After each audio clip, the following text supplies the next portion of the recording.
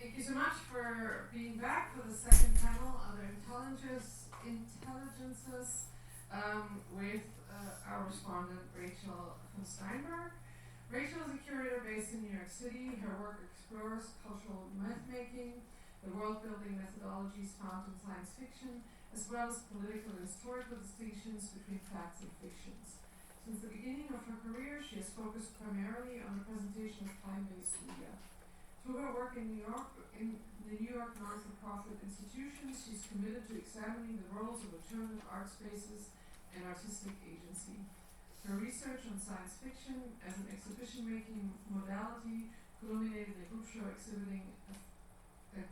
exhibition, A Faint Hum, at the Hessel Museum of Art.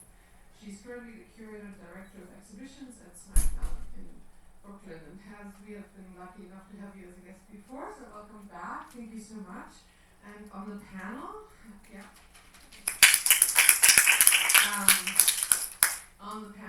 we have the artists Ashleigh, Abbott, Fiel, Guhit, Lisa Henning-Olsen, Molly Kiefer, Michelle Silva, and Xianfan. And I'm going to hand this over to Rachel. Thank you so much.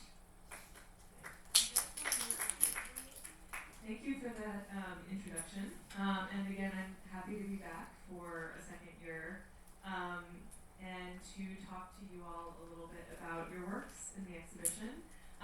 First of all, I kind of wanted to start by saying that, this exhibition and,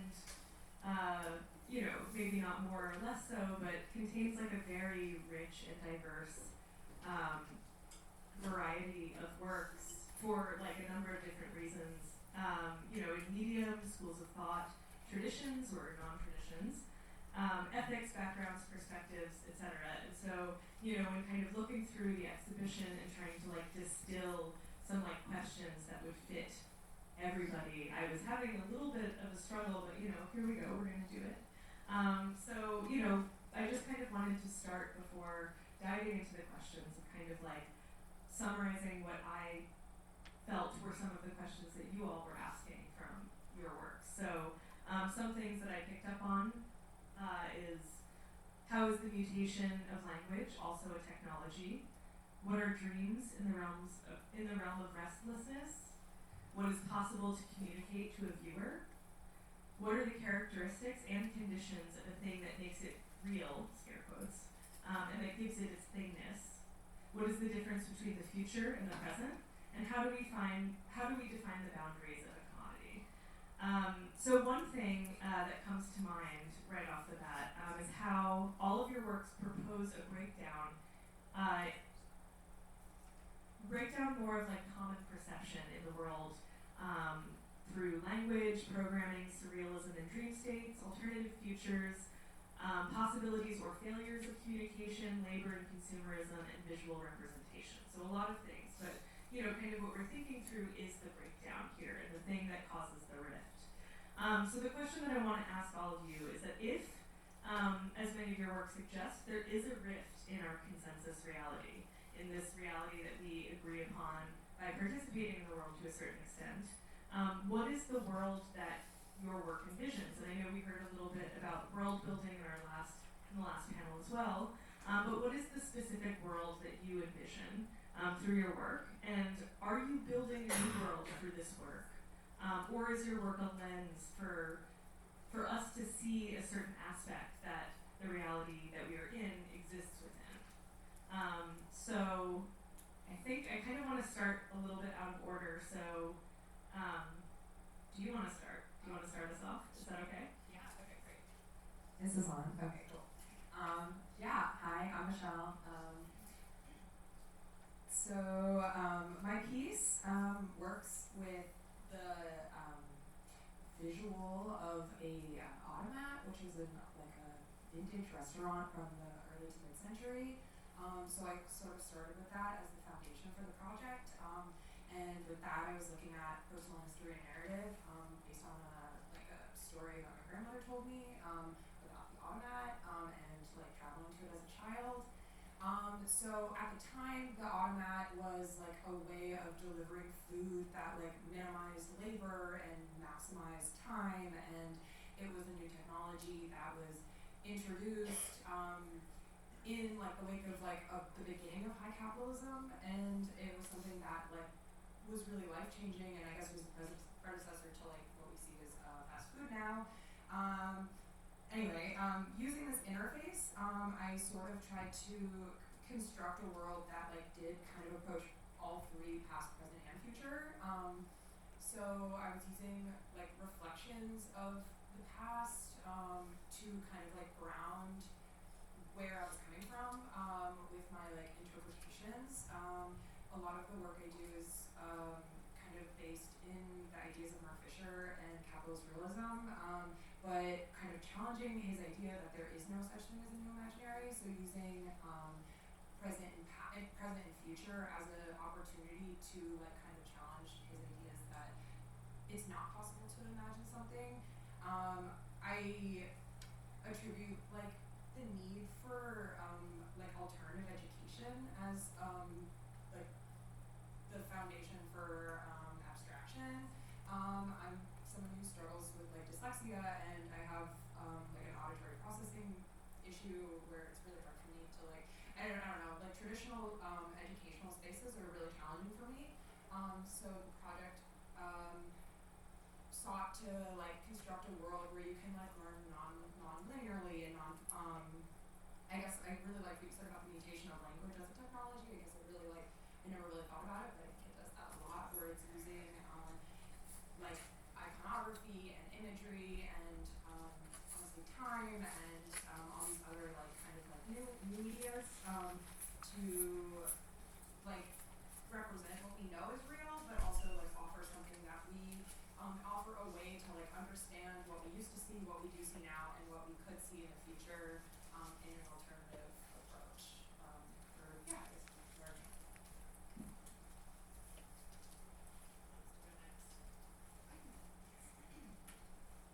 Because otherwise I won't be able to hold all of it in my head. So I have to get it down.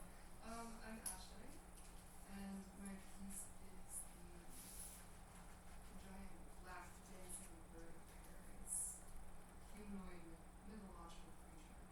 And a lot of what I'm doing is I'm looking at the past. I'm looking at these ideas around how the age of enlightenment brought us to these stages of thought where we are now. And so this work is taken from that time period to kind of reconceptualize how we can look into the future, and building this new speculative mythology with this realization that the stories that were told in the past need to be re-examined and modified to reflect an actual truth in nature and reality.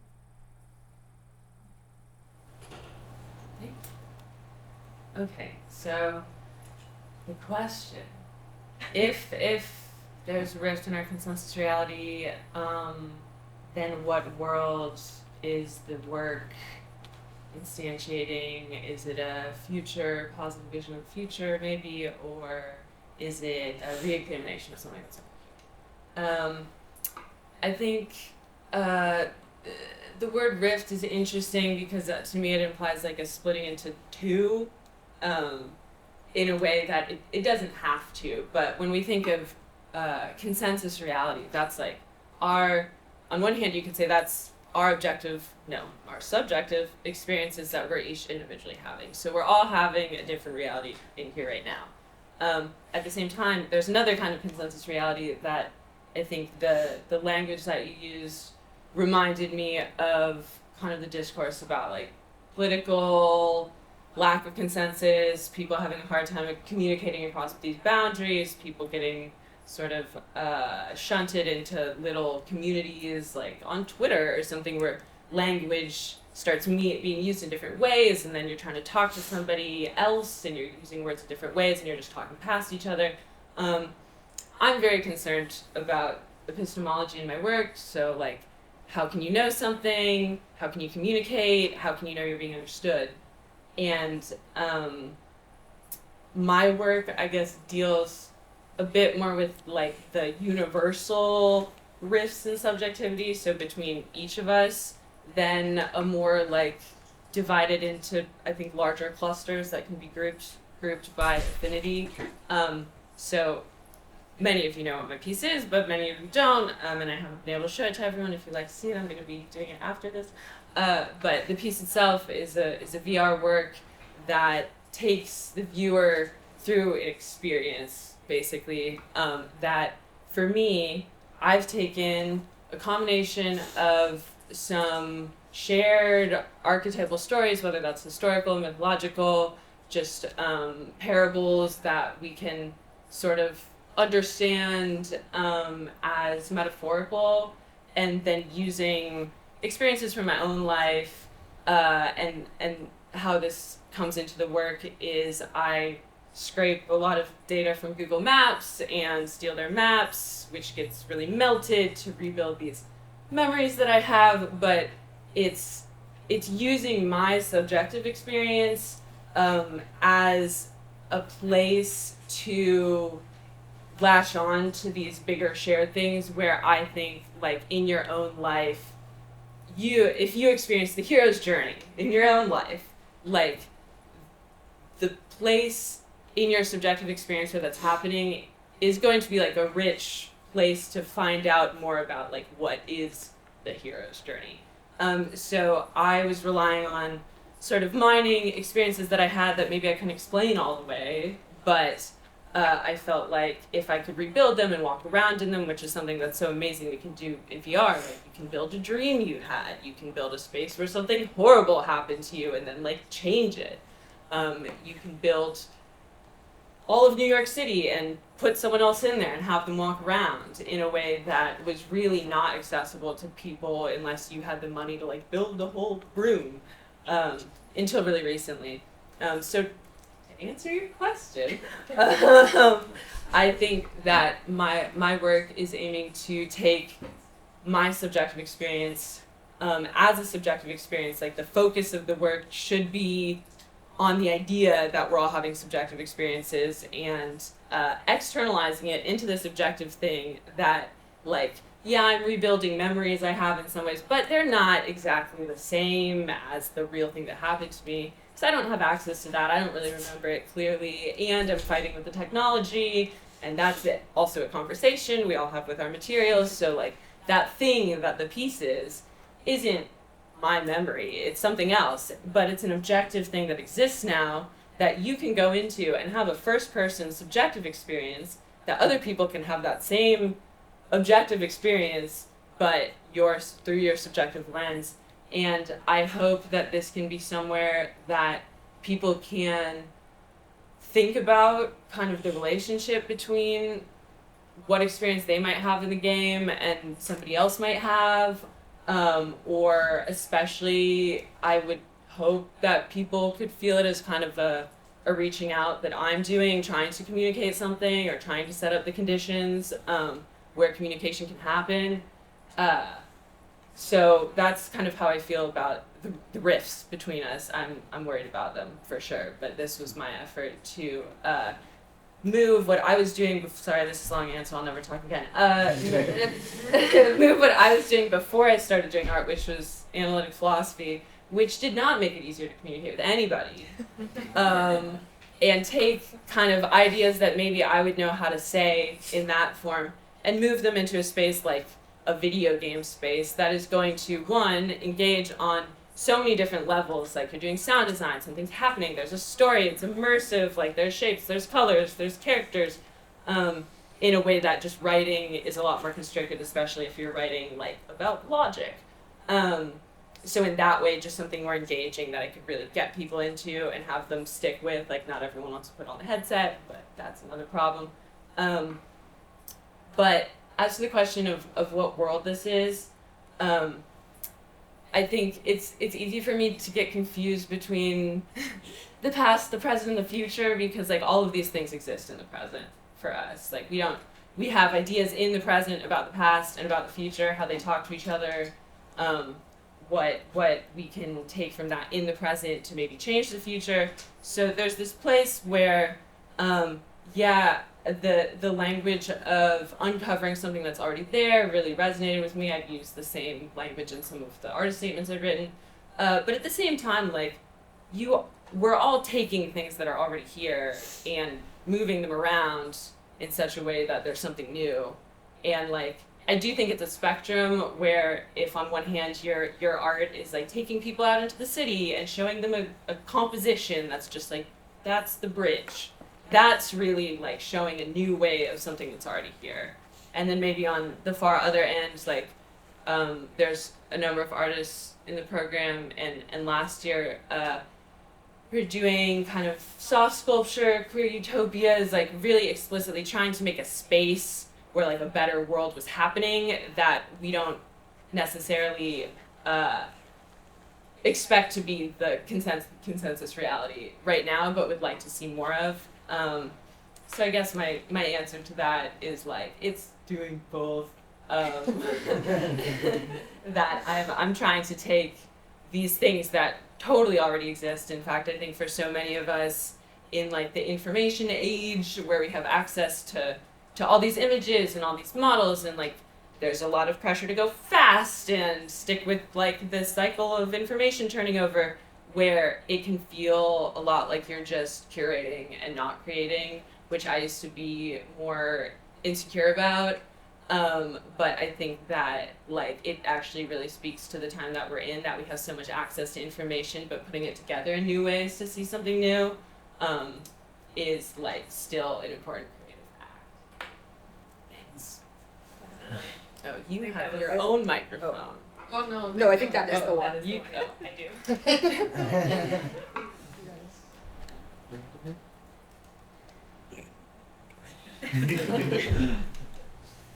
So for me, I believe that we are entering like a new future where the virtual world and the physical are blended and merged together. And especially for the past 4 months, if you've been looking very closely to the advancement in technology, where we can see those language model, ChatGPT, text to imagery to video have been like rushed into our daily lives. And I was trying to find like a way to describe my work. So there's a great reference where, which is the late French philosopher. His name is Jean Baudrillard, I believe. So in the 1980s, he published this article about the terms simulacra and simulations, where he believes that in the future, the virtual reality, not like VR as a technology, but the virtual reality where all of our fantasies, our dreams, our like perception of the world are being produced in our real world, like Disneyland, or like a Coca-Cola mug, or like an iPhone, which we mass produced, would become like more real than the real world. So when you are, so in that term, I think he comes up with this term hyperreal or hyperreality, which is, I think, a really great term to describe what I'm trying to do, is that in the future where the reality we perceive are so depending on artificial intervention, where everything you see, everything you touch, everything you use are somehow not the original, not but the replica. So in my work, I sort of provide different lens, different imagery, or different perspective for people to navigate, to explore. But I place like a slowly rotten real apple right in the center, which I hope when people passing by will see like this debate between what is the original and what is replica, or what is authenticity means in our modern times. And for me, it's quite astonishing to see how the artificial intelligence or technology evolves. And I myself really, like, I'm a tech fan, but I'm so worried about like how these technologies are being used, like deepfake technology, AR, VR technology used to like manipulation or misinformation to in the mass media. Yeah, so I think like the reality we're in right now are hyper-reality, where imagination, when you went to Times Square, those billboards are a reflection of our desire, dreams, which have been like reproduced or being represented and form this like giant metaverse or whatever. Hi, my name is Lisa. I would say maybe that I rather propose a new route through questions. I ask a lot of questions. My work is the one that has the astronaut helmet and it has rolling questions on it. And writing is a big part of my work as well. Yeah, I thought I'd just read a few questions. Will I be a fossil? Will I be fuel as we know it? What will become of my bodily remains, of my spiritual ones? How will the Anthropocene alter my fossil-to-be state and use? Do I have any agency in this? So I'm from Norway, and we're a huge country. Fossil fuel and oil. One of the videos that I have in my work is this, I call it a humanoid in a digital room. It's sort of swimming around in oil-like matter. And I hope that through asking questions, maybe the right question will come for the right person who can make a change in a way that we would never. I think, yeah, changes are usually seen afterwards. It's like, of course, this change happened. Of course, like, it becomes a natural path, like the internet or the technology the way it is now, but it was never possible to foresee. And it was through, I guess, through a lot of questions and experimentation that certain people came to a conclusion that is now part of everyday life.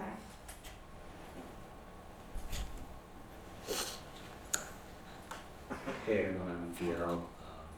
So, I guess going back to the question of, is my work like proposing a new world or kind of giving like a window to what like our current reality is?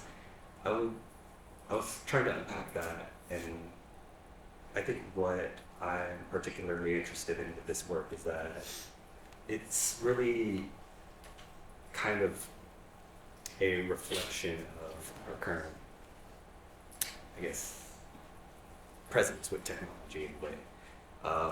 I think a lot of what I'm really interested in here is like going against these utopic ideals of the new world, which kind of almost ushered in this whole era or this past decade of just technological optimism that Silicon Valley was to promise through seamless interactions, through fluid user experiences.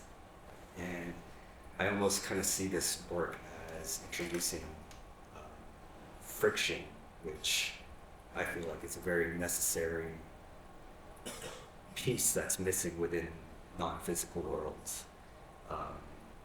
Friction is something that you need a body to experience.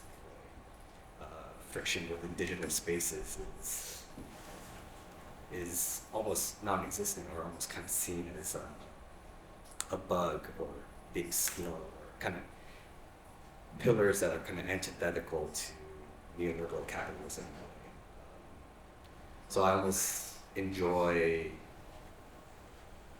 and I kind of wrote this down in my statement where I kind of see margins of error as margins of possibility that tend to kind of just be overlooked in this age of efficiency and productivity. Yeah, thank you all for the thoughtful answers to that question. I mean, I feel like what I'm hearing also is a lot of,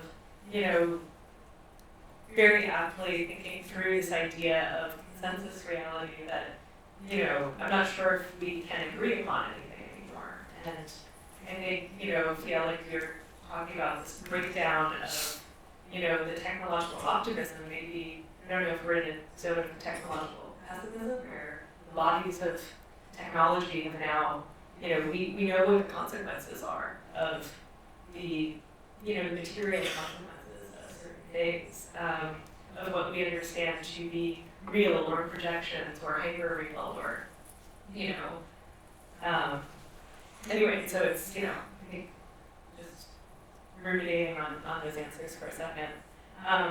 So just to dwell a little bit more, and I know Molly talked about this kind of a little bit more like already, but you know, I'm thinking of you know, to dwell a little bit more on this idea of, you know, kind of like representation, and I'm taking a passage from Francois Japonais' The Infraworld, which kind of does talk a lot about this breakdown and failure of communication and how that's kind of just like impossible, and communication in the media itself.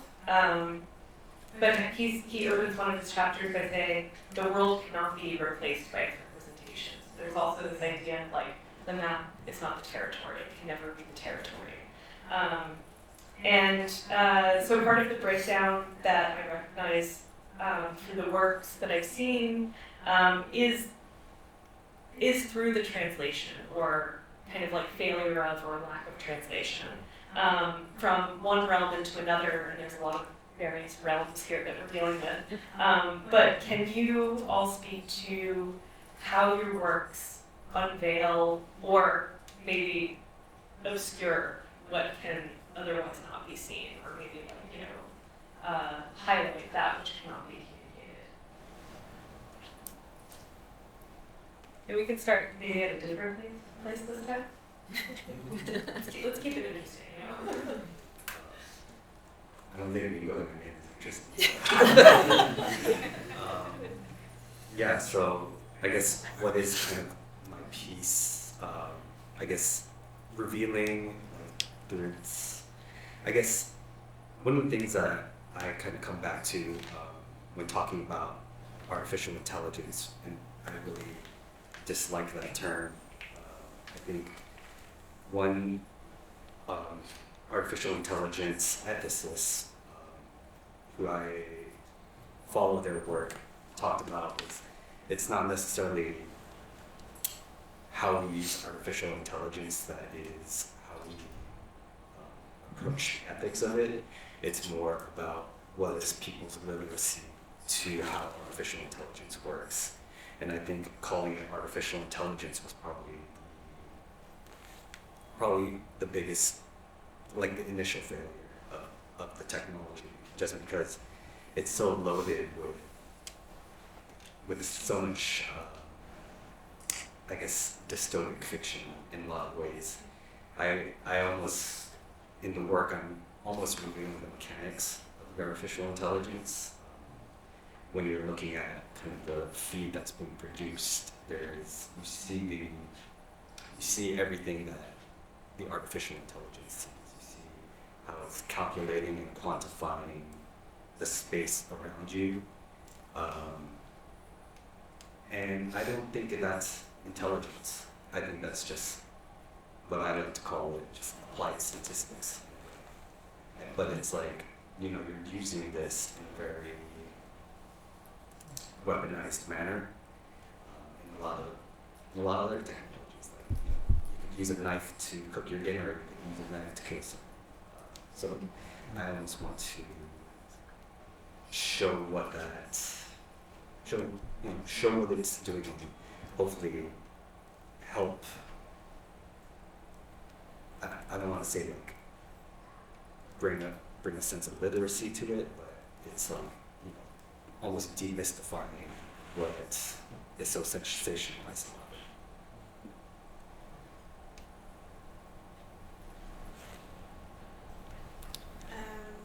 Let's see. I don't know if it's unveiling something necessarily. I think again I return to these questions, and Body of Evidence, which is the name of my project, is a larger work. I selected 2 of them to be in this exhibition. Some of the other, I see them as video essays and fragments, and they are, some of them are like edutainment, so they make use of different academic reports, like from UNESCO, and I think Molly also talked about this, how to present certain information in a more digestible way. And digestion and communication is also a big part of my work. I work with prunes, dipped in cement. And seeing, I don't remember what I was going to say, but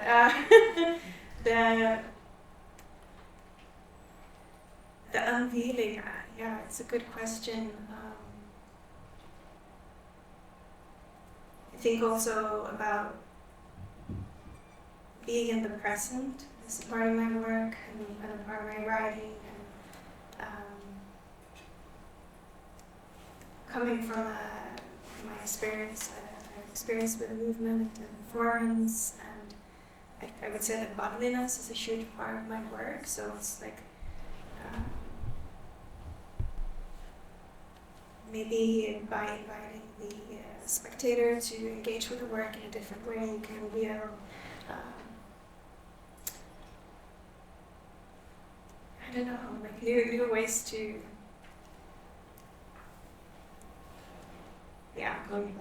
just new ways to see. I don't know. I just keep on returning questions. I feel maybe questions are more important than answers to me.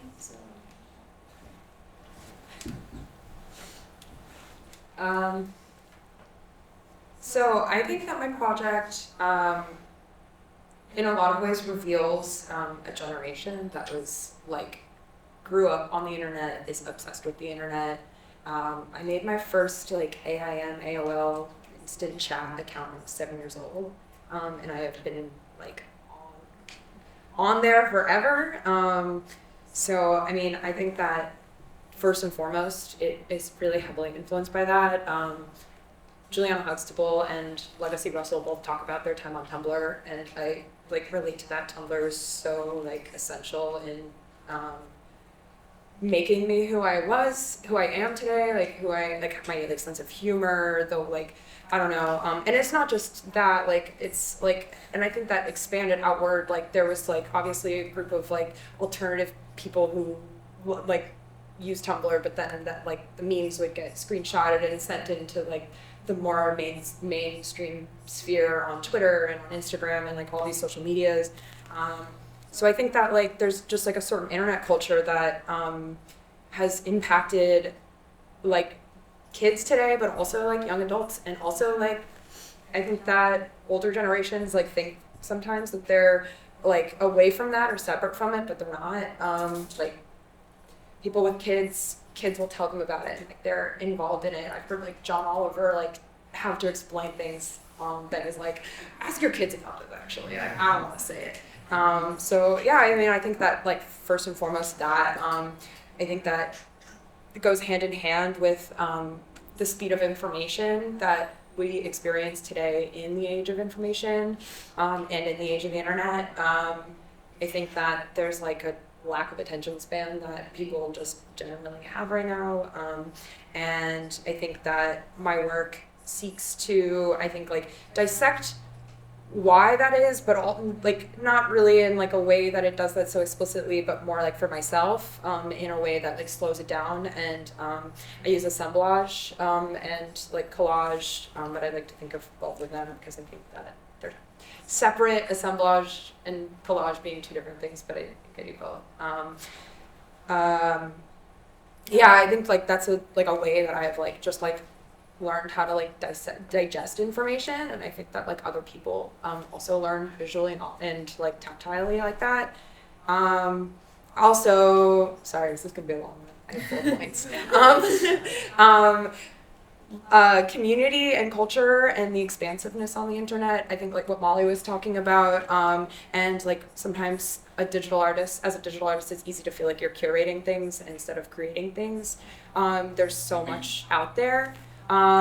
with this project, I like worked really hard to tie those things together and think more of like what is out there as like tool and material instead of stealing, because I think that like I don't know, I even like try to think of copyright law as something that you can like use as material often. I don't know. So I think yeah, and in terms of like community and culture, I think that the like repeating of these images and these icons that we see in like so many different, in like I mean there's like icons in every culture, and there's like similarities that everybody within one community experiences. So I think like for me personally in this project, like I spoke a lot to my like connection to internet culture and to Judaism and to like New York because my family is from here, but I think that there's like opportunity for a lot of people to do that in their own way. And which brings me to my last point, which is I think it also speaks to just a general need for humanity and empathy on the internet and in technology in general, like a certain humanity. I think a lot about of like C. Russell's idea of, I can't remember if it's called digital dualism or digital duality, I can't remember, but it's I think what Fiel was talking about of like this dissemination of like the like technological self and the like real self, and like the tearing apart of that and like the blending of the cyborg avatar as one. So yeah, I think like a lot of the imagery I use in the project came from like a viscerality that I feel exists in this like need to perform for capitalism and this need to perform for social media and like all these things, and where it all like comes from is just like a desire to feel something and to feel like anything, and technology is so like cold and like distant from like the abject that I think that the project tries to find that like piece of like human touch that does not exist otherwise.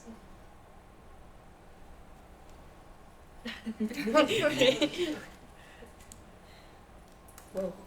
that was a lot. You covered a lot. Sorry. No. So many points. I'll keep mine brief as I like to do. In my piece, I'm really looking at dreaming as like a methodology.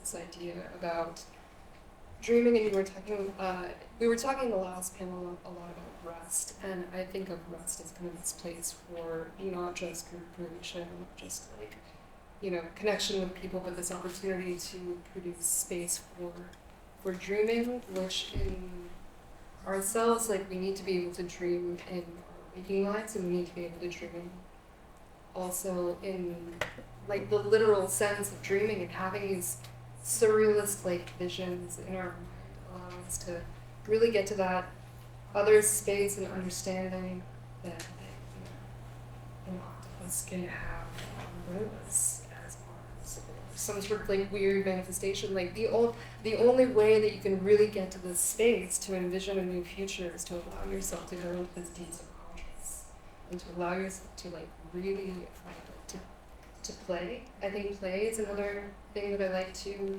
explore in my work as well, because it's all about this dance and this moment of connection and dance that you get. There's also a lot of fear in the sculpture as well. Not that the sculpture is fearful, but it does. I have been getting the reaction from certain people that it does produce like a sensation of fear, which It's almost like a nightmare. Almost like a nightmare. Yeah, exactly. Which also it creates another type of bodily feeling when you have a fearful interaction with the sculpture, especially when that sculpture is figurative.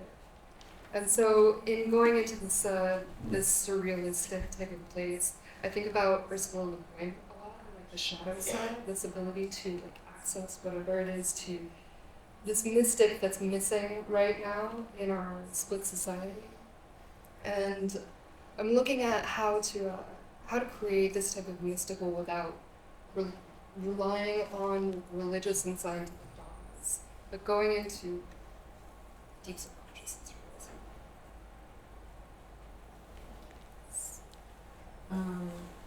So what does the work unveil? I guess or not unveil. Yeah. That's so many questions. Yeah, what does the work unveil or not unveil for? I think for me and for the audience are two different things. So I'm going to talk about what does the work unveil for the audience, and this operates in a couple different ways in the piece. I think the first one, if we think about unveiling as kind of like what is the insight this work is providing, what's the payload that you're getting, what are people taking away from this at the end? Not that that's always going to happen, but like if that's something you're using to direct your making process, like what outcome do you want? I said pretty early on, before I even really knew what like the narrative was, or if it was a game or something else, I said that I wanted people to have an experience of being disoriented and maybe uncomfortable, maybe even afraid, but to at least have some people stick with the experience because the environment is beautiful and because hopefully it is laden with meaning in a way that encourages curiosity such that people stick with it. And there are quite a few people who I showed the work to in the gallery who said, this is making me quite motion sick, but I just went through it anyways because I wanted to know what happens. And I don't want to make people motion sick, but I feel like this was a good way of testing, is this keeping people engaged? And it's not just about having people look at my work, but I think this is a methodology, the world is disorienting and scary, and the way that I at least deal with it, which is what I would like to unveil as one of the things this work is unveiling for other people, is that a way to deal with that disorientation and fear is that the world is beautiful and that it is laden with meaning, and I'm curious about what's going to happen.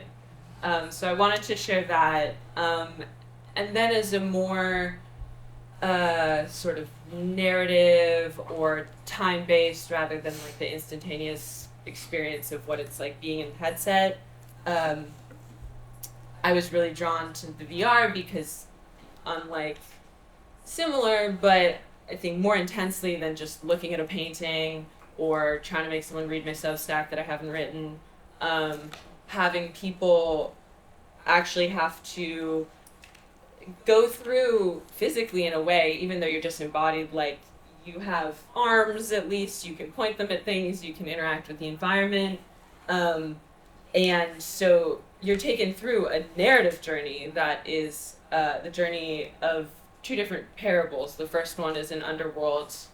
You go to the underworld, you return. This is sort of the hero's journey. It's an individual experience. It's kind of the grappling with that fear, or confusion, uncertainty, and you emerge victorious. And then sort of in your moment of victory, this big squid comes and eats you. And this is spoiler alert. And this, I wanted to give people the experience kind of with this visualization of the network, which when we're visualizing the network, often you get this neural picture, and I think that is a good way to visualize it, but it doesn't have the emotional resonance that a New York City-sized squid I think is, and I got some really good feedback on the piece, which is that basically you're having the experience inside of it of you have your own personal struggle, you emerge victorious, and then there's this new problem, which is that this kind of giant hive mind is trying to incorporate you into it. And then that happens, and then you take off the headset if you've made it that far, and you're back in the gallery, and I would like to think that people then would take away oh, where's the squid? So I'm hoping to really unveil two things, which is like just some really basic methodologies for living in the world that I found successful, and then also sort of a cautionary tale that involves like the viewer actually doing the thing, that instead of me just telling them about a thing, because I think that's so much more effective of having to deal with like whatever their own struggle is, but also being mindful of the problem I think of our age, which is how are we going to deal with like these vast networks, intelligences, or just data-driven machines that do seek to incorporate us into them as like biofuel. And I think that's something that if we're not mindful about, it's very easy to have your whole life start being directed for you by your cell phone or the zeitgeist or the internet, in a way that I do think if we are being mindful, there's stuff you can do without having to change the whole world. I like the idea of thinking about the zeitgeist as a squid. And yeah, also just thinking about this idea of, the experience, like the embodied experience of a network versus the like conceptual framework, which is again what you're saying is how we're used to seeing it. Anyway, one more, I think, response possibly to this question before we move on. So in a more personal level, it's like I feel so much about like authenticity and identity for me. When I was growing up in China, it was before the internet, so all of the information I get from like West, so Hollywood movie, pop songs, pop cultures.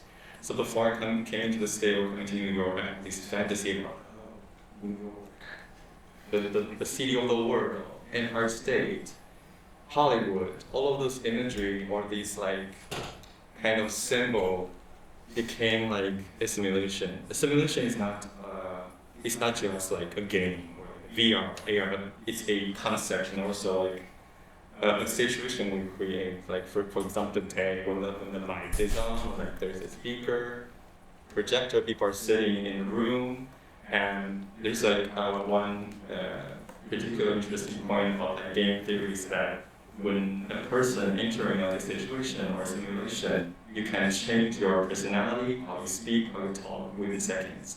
So I am trying my best to present myself or being authentic to me as I speak or how my gesture is working.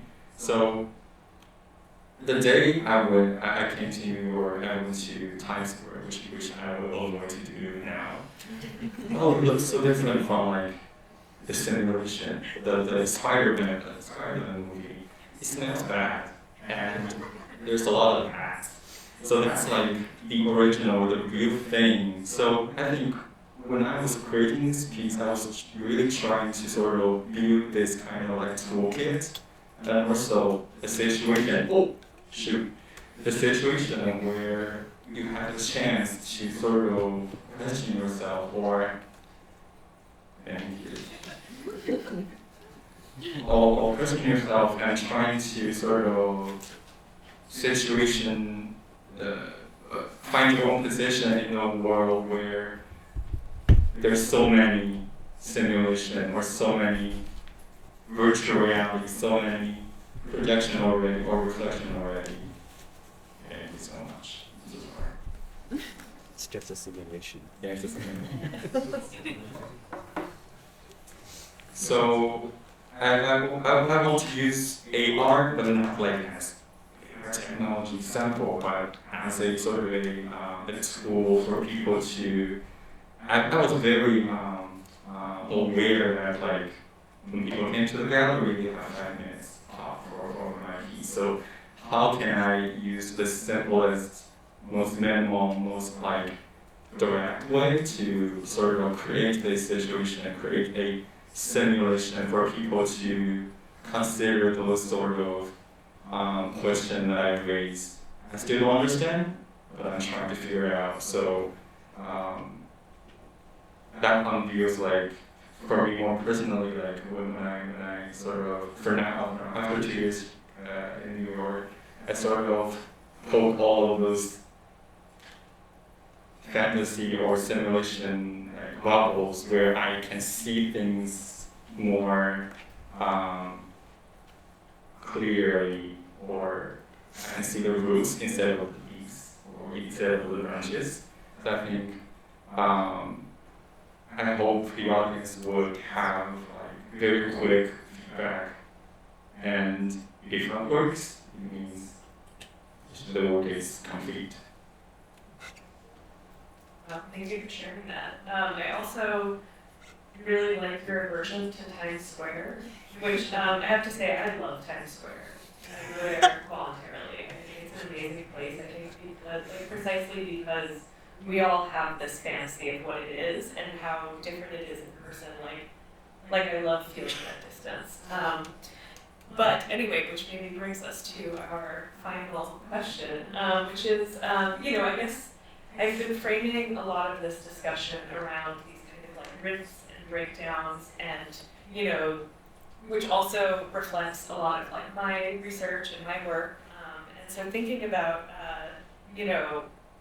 all of this against the backdrop of a continually like collapsing apocalypse that we're currently living through. It's the continual collapse that we feel like we're experiencing right now. And part of that I feel like is also not just, the physical things that are breaking down, but also the loss of the idea of what the future once was or was supposed to be, and the divergences from that. And there's, we don't have to go into why or how that happened, but anyway, within that as kind of like the modality that we, kind of find ourselves, I guess I'm curious of what is the role of time in your work? Where is time? Some of you have spoken to this a little bit of like, the difference between the past, present, and future maybe isn't there. And so yeah, I'm just curious, what is the role of time and how does that relate to material and virtual presence in your installations?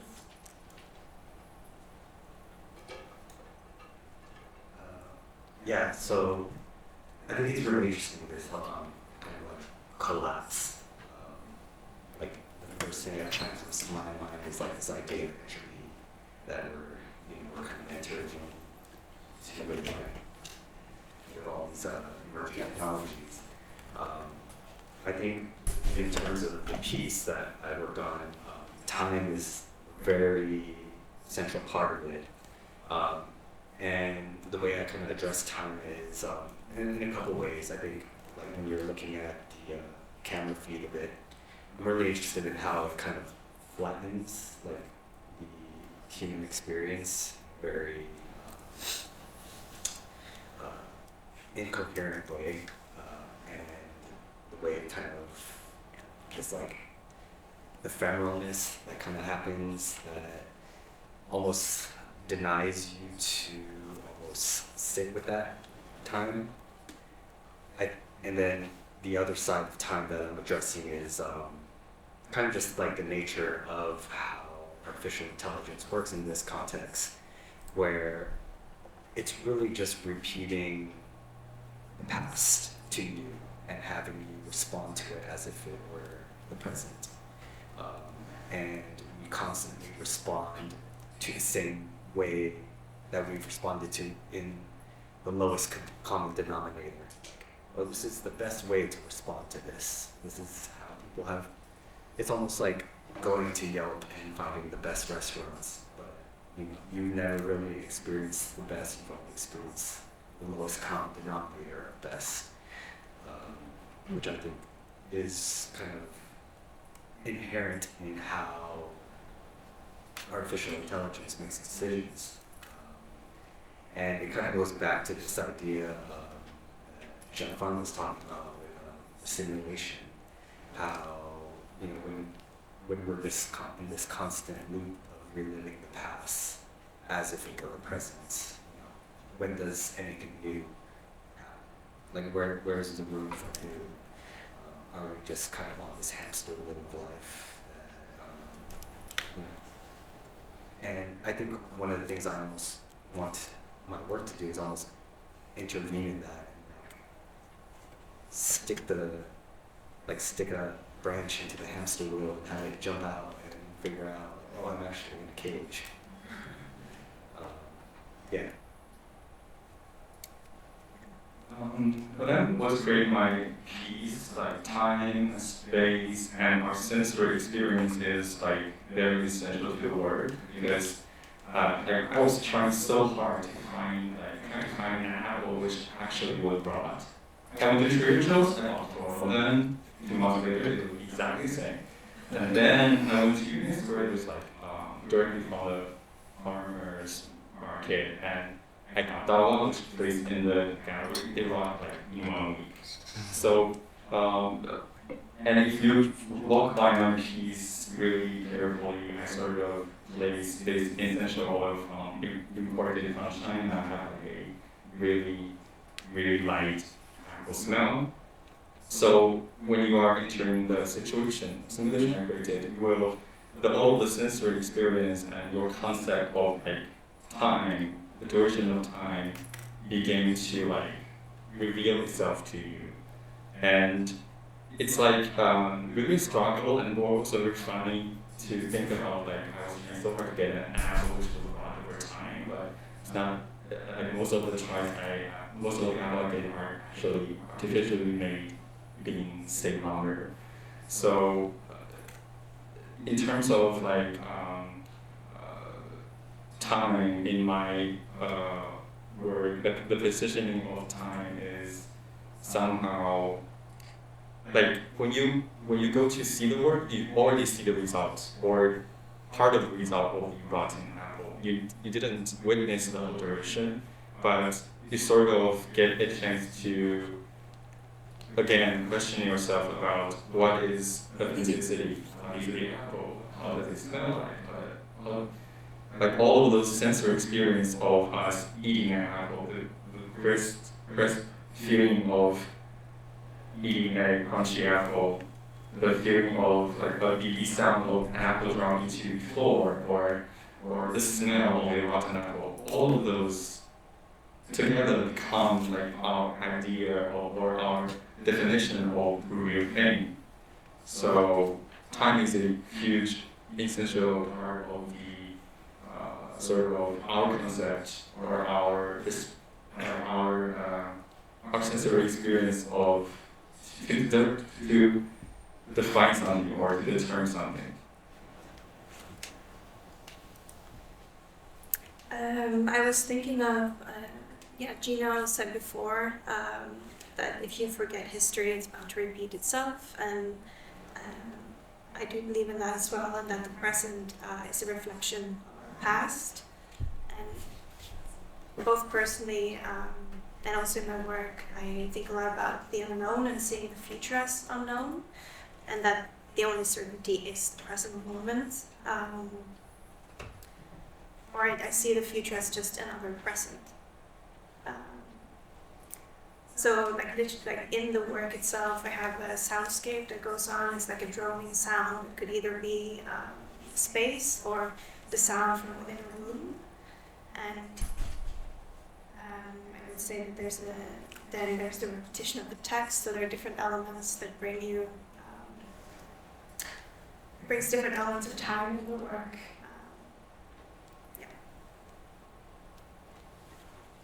I want to answer this question. You kind of asked it in two parts, materially and virtually. And I want to answer them both separately. Materially, I would say that the work does two things. First of all, it is made like an interactive video game. It's not a video game the way Molly's is a video game, but it's more abstractly a video game that you have to do the piece with a game controller. That is something that I did for two reasons. One being that it's reflective of also, I think, internet culture and gaming, the way that that's like just really popular and like important for childhood development in a way that it just is like impactful on childhood development. But also the second part is that I actually do believe that gaming is important for childhood development.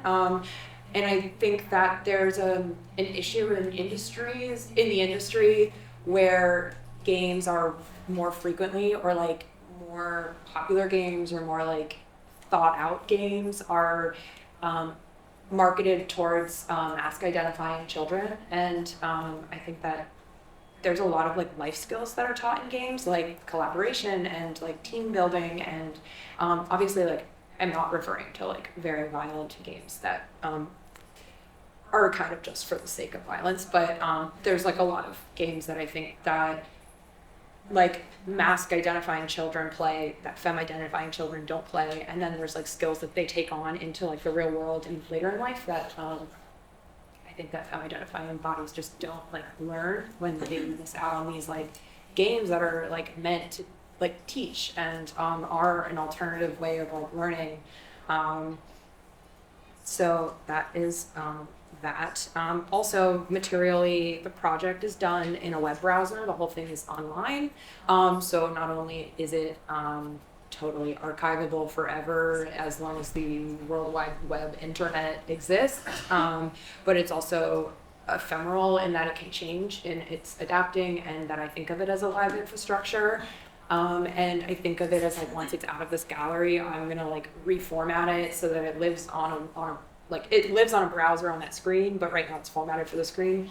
But ideally, like after it goes down from that screen, I'm gonna reformat it for like a web browser on a computer, and like you'll be able to explore it on your own at any time. So that's time. Materially, I also like that concept that it brings it out of the gallery in a way, and outside of the white wall, because I think of my work as very not white wall work. Second, virtually, I think the work warps time in a lot of different ways, and also reflects on queer time, in that it like is kind of redoing a past that maybe like you like wish that you could redo, and that's like I guess the foundation of queer time is often that queer identifying bodies will kind of like relive their childhood and adulthood because of things that they like missed out on, or they feel like behind, or like they're catching up, etc. And that's like something I think about with the work, literally, but also it's a way of like relearning and like reimagining and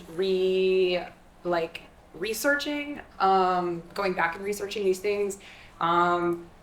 Specifically, I want to talk about the ghost kitchens that I discuss in one of the compartments. The ghost kitchen is a concept, I don't know if everyone's familiar with it, but it's like a newer concept in the delivery food service. And they are these kind of like standalone kitchens that have like a bunch of kitchens in them, I guess, and you order from like a fake restaurant that comes from this like unbranded kitchen. And if you like look on an app, they'll be like, I don't know, like I watched a video about one that said it had like 60 restaurants operating out of one kitchen. I've personally never seen that. I usually see like 10 to 15 operating out of one. There's literally one around the corner from here. It's I don't know the address of it, but it's next to the Reminisce thrift store. If you are walking out on 14th, that is a ghost kitchen. I am drawn to it because it kind of does what the automat does, which is it, which was in like the early to mid-century, and it like hides labor, and it is meant for efficiency, and it's meant for like taking away the human part of like food delivery, and that is just very strange. With the automat, I think it's very strange if they tried to hide the fact that the food is prepared, because hot food is prepared by a person, and AI cannot do that, and AI will never be able to do that because an AI is not a body. And so there's certain things that like an AI cannot achieve that a human can, and so we will always need to work in collaboration together rather than like I don't think the idea that AI can just like get rid of humans is real. Like there's certain things that humans need to do. Anyway, that's kind of my rant on that. If you don't know about ghost kitchens, I highly recommend researching them. They're super interesting and weird, and there's a great video about them called The Deceptive World of Ghost Kitchens. Thank you. I just wanted to consider a little note that we're running a little short on time. So, after these answers, we will also give it over to the audience for questions. I'll be brief again. I wrote something. Sorry, well, everybody was talking. So to write instead. So help me to be brief. Let's see. So the collapsing apocalypse, the loss of innocence around the idea of the future, and how does this all work materially and virtually? Well, so I did some studying about Xianfan, who says the human will be sacrificed to technoscience and the sun will burn out. So that is our ultimate future. So there's not too much to worry about in the near future. It's just a pending apocalypse coming. But there's bigger futures than the near future that we have to worry about. I generally take a fuckery kind of standpoint to all of this kind of stuff. I like to take a lot of lessons from Tao, and the idea that we just need to enjoy this life and take a little pleasure in hedonism, looking at pleasure, looking at this idea about how can we get away from these systems is the ultimate type of resistance. Eugene Thacker in The Dust of Its Planet, he's a professor here. Is a great source of inspiration for finding ways to embrace the darkness of the void and looking into the future, and these ideas about new mythologies that are kind of coming out of embracing the void which is traditionally seen as this very feminine place, but feminine without gender. So I'm curious about how that can work in the material manifestation in this culture piece that I write, which is really looking at creating this non-gendered, mythological, non-dogmatic embrace of that which is looking into the void, as well as dancing and being playful. What else did I write? So in conjunction with this, there's a lot of looking into the idea about the story and how stories work to create our sense of where we exist within this greater world and the meaning making that goes along with it. So in our looking at the world that is going to burn up eventually, how do we place ourselves within that? And the material that I'm using, which is salt, is meant to melt eventually. Sorry, I just want to keep it brief. So. It's so much to say. I think that one of the problems with these compressed panels is I'm sure we can talk for hours and hours. And, time is a constraint here too. So yeah. Time. Let's go. There's different kinds of time. I think your question gestures at a more historical, narrative kind of time than the phenomenological, temporal experience of time that we're all having.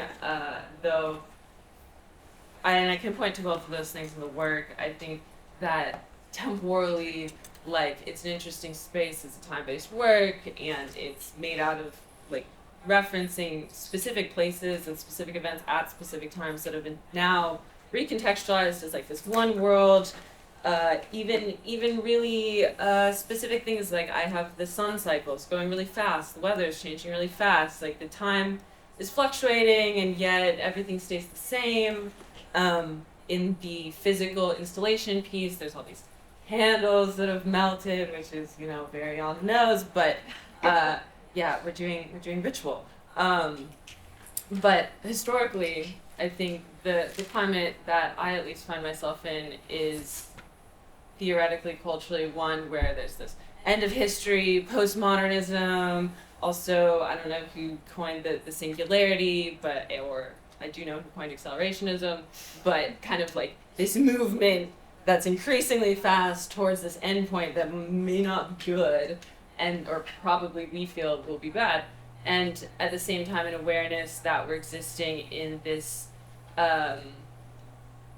economic system that gives priority to narratives of collapse that people want to click on, And so maybe an awareness that like these things are also being exaggerated in some ways, but then not even attended to in other ways.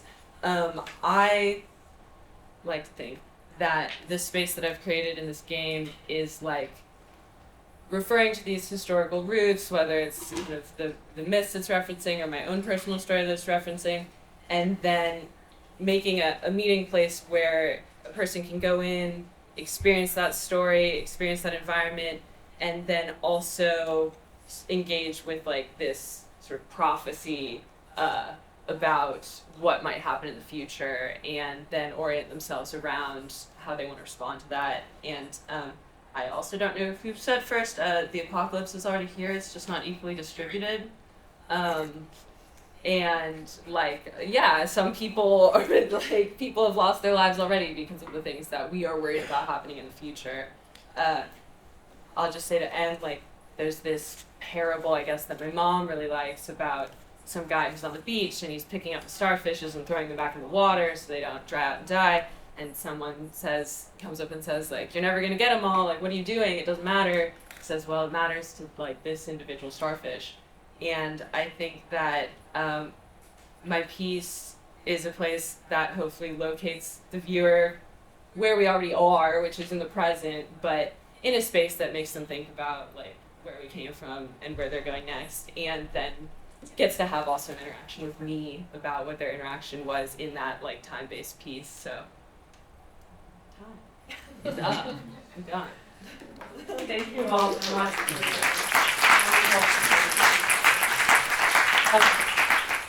Should we open this up very briefly for any questions? One question from the audience. I saw one hand go up right away.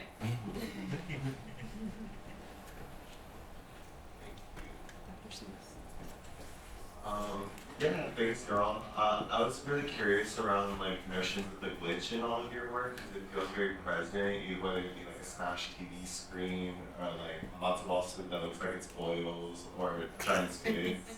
And I'm curious around like what the glitch offers in terms of possibilities or what you view like the role of the glitch is in your works.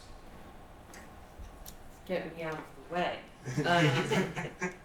For me, the glitch functions really as a record, I think, of my hand in the work in a way specifically that is meant to show that, like, this is a very DIY situation, like, leaving all these artifacts, leaving all these accidents, leaving all these things that you wouldn't be leaving or even maybe creating in, like, a corporate environment that's making video games. There's a ton of mistakes in the game, or even older work that I made really pixelated because I was using the iPhone 6, and I think I've never had any desire to remove those kinds of things because I think that it speaks to the fact that I was able to learn how to do this stuff on my own and for free on the internet, and that's something that I think not everybody knows, that they have access to, like, this kind of technology and what you can do with it, and I think that's really visible in the work as its sort of like roughness and glitchiness, even like though it's so glitchy it doesn't work sometimes. I think I'm the one person up here who's not using technology in their piece, so glitch holds like a special place for me. There is no technological glitch except for the glitch that's happening in, I think, like the stories and the way that people are telling their stories right now. This time of like incredible change in the way that we, again, the way that we think about who we are and how we are like renegotiating these old stories that existed and moving on to embracing new potential futures and like the possibilities of creating. And I mean that a lot in like nation stories and the way that we see people responding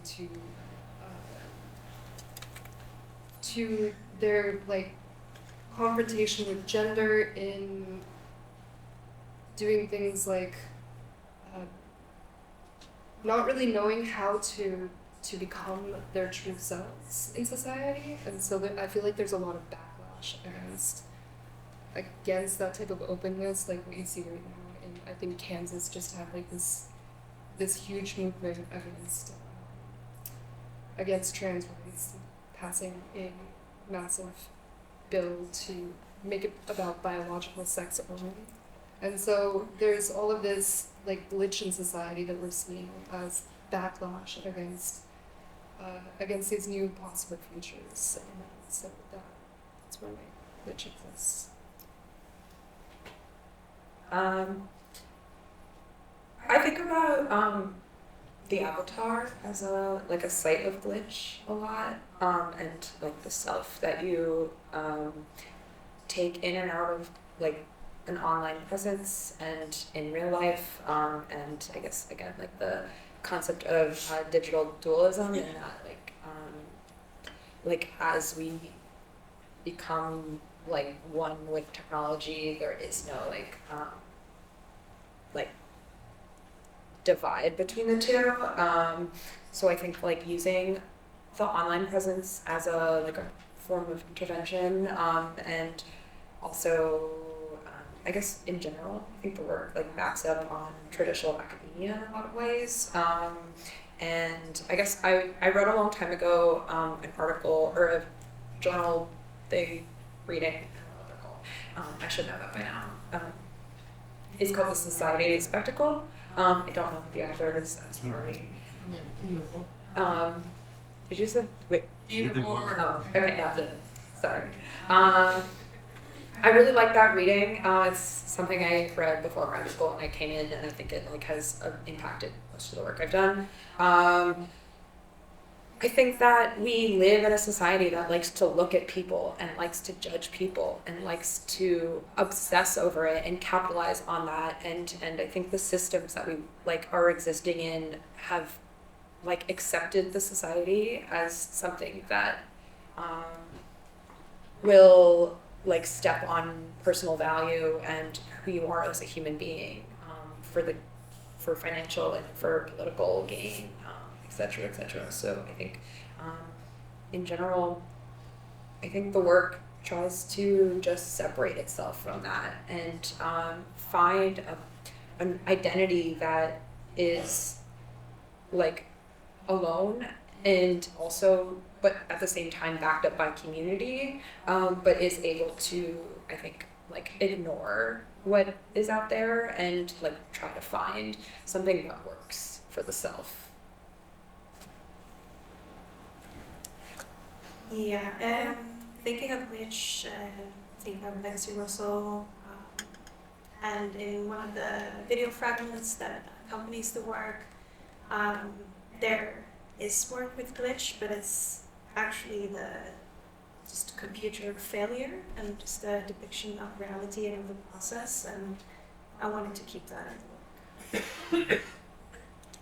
I was trying so hard to sort of avoid English, but I failed. So every morning I would wonder on either the apple disappear or the iPad shut down, overheated.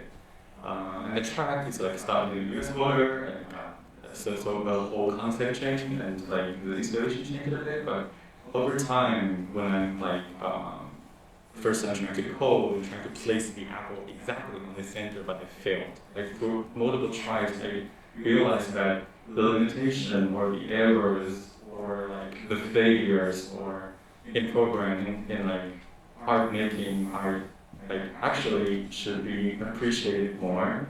So I feel like in a more personal level, and also for me, in a personal view, like an installation, and allowing the sort of mistakes or glitch in a technology terms or in more practical sense. I think you can turn like an error or glitch into gold or into like, for example, my piece of like the whales or the trash, supposed to like ideally perfectly sort of installed would be automatically so create like sort of automation. But it failed, but now like people can actually sort of navigate. They can sort of using this glitch as an entry for experience of the work, and when they go to see the work and the apples like floating around the air or like placing in the air, where it sort of brings up like the limitation of our technology and our times, and also sort of as a hint for sort of maybe stay back a bit, or try not to be so precise and just very.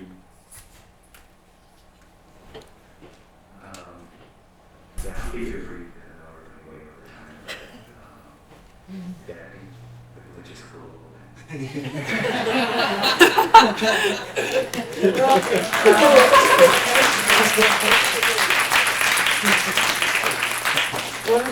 Thank you so much for this awesome second panel with you, Rachel, for engaging everybody.